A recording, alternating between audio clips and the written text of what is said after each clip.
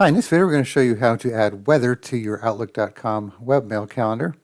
So right here we have this one account and we're on the calendar section here. And here's, the days of the week and so on.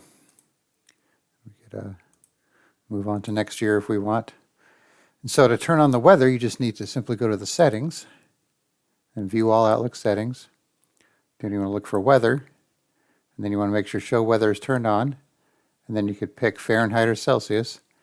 And then you could add up to 5 locations. So I have Bellingham, Washington here. And you could have it, it might prompt you that it wants to know your location. You could say yes or no. If you say yes, then it'll find your current location. Or, we could go here. Let's say New York, New York. Okay, save.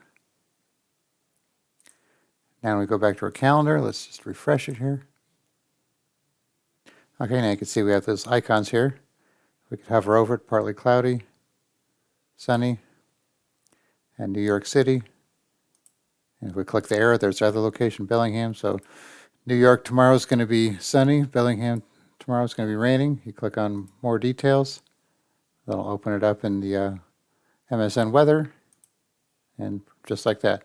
So obviously it's not going to go too far in the future because it doesn't know, the weather super far in advance. So it'll just go a week or so in advance there.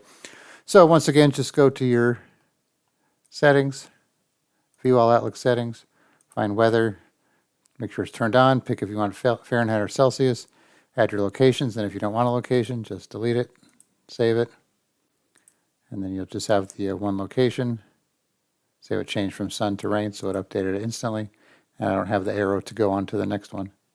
Then you could edit your locations from here as well. All right, thanks for watching, and be sure to subscribe.